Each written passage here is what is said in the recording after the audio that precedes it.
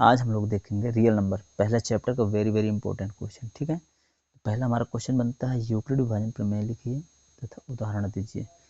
देखिए क्या होता है यूक्लिड विभाजन प्रमेय, मतलब एक भाग को ही दर्शाता है, ठीक, डिवाइड को, है ना। तो जहाँ पे देखो उसमें होता है dividend equal to divisor into quotient plus remainder, अर्थात भाज्य बराबर भाजक गुणे भागफल प्लस शेषफल।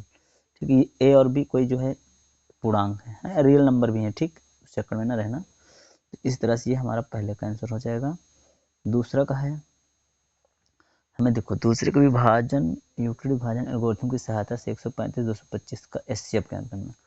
देखो एचसीएफ इस मेथड से हम लोग ज्ञात करते हैं, ठीक, ये डिवाइडेंट मेथड होता है, यह कहते हैं यूक्लिड विभाजन प्रमेय का होता है। ठीक है, यहाँ पे हम लोग इससे भाग देते हैं, तो यहाँ पे हमारे पास रिमाइंडर 90 आता है, फिर उसके बाद और इसका जो क्वोटिएंट है 1 आता है, ठीक, फिर इसको इससे भाग देते हैं, तो यहाँ पर देखो हमारा शेषफल आ रहा है 45, और इस पर कोई शेषफल नहीं बन रहा। ठीक है, जिस पर कोई शेषफल नहीं बन रहा होता वही इसका क्या होता है, आंसर होता है, वही इसका एचसीएफ होता है। ठीक, इस चीज़ को लिखने के लिए हम लोग ये नियम का इस्तेमाल करते हैं।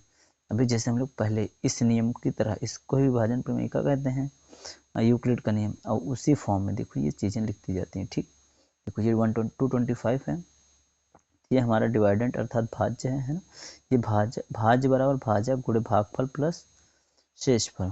यहाँ पर देखो भाज्य बराबर भाजक गुणे भागफल प्लस शेषफल, भाज्य बराबर भाजक गुणे भागफल प्लस शेषफल, भाज्य बराबर भाजक गुणे भागफल प्लस शेषफल, तो यहाँ पे 0 हो जा रहा है। ठीक है, ये हमें देखना था, ये हमारा चैप्टर 1 का बहुत ही इंपॉर्टेंट क्वेश्चन है जो एग्जाम में अप्रोक्सीमेटली आना ही आना है। ठीक है, अब हम लोग देखते हैं क्वेश्चन नंबर 3।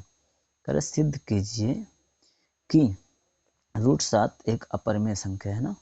देखिए अपरिमेय संख्या बोले तो इरेशनल नंबर है ना, हमें ये प्रूफ करना है। तो माना कि √7 एक अपरिमेय संख्या है, माना मतलब एक्चुअल में हो या ना हो ये तो अपनी जगह पे बात है, लेकिन मानने के लिए हम लोग कुछ भी मान सकते हैं क्योंकि मैथ ही पढ़ रहे हैं। सो हम लोग इसको परिमेय संख्या मान रहे हैं। ठीक है, जब इसको हम लोग परिमेय संख्या माने तो परिमेय संख्याओं को a/b के रूप में लिखा जाता है। ठीक, अब दोनों तरफ वर्क करते हैं, तो देखो ये दोनों को वर्क करते हैं, तो यहाँ पे रूट इसका क्या होता है, मिस हो जा रहा है।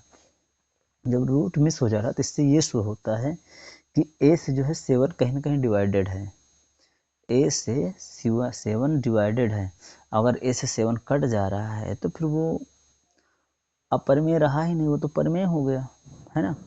तो इस हिसाब से हम लोग देखते हैं कि जब ये इससे कट जा रहा था या परिमेय नहीं, परिमेय है। लेकिन हमने देखो माना क्या था, ये भी तो सोचने वाली बात थी।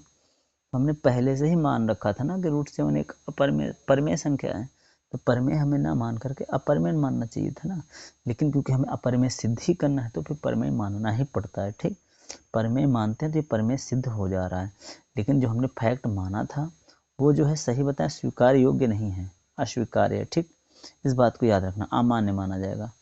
इसी तरह सिद्ध कीजिए √2 सिद्ध कीजिए कि 2 + √3 एक अपरिमेय संख्या। ठीक है, तो अपरिमेय संख्या प्रूव करवा रहा है तो फिर सीधी बात हम लोग अपरिमेय तो डायरेक्ट मान नहीं लेंगे, हल करेंगे ना।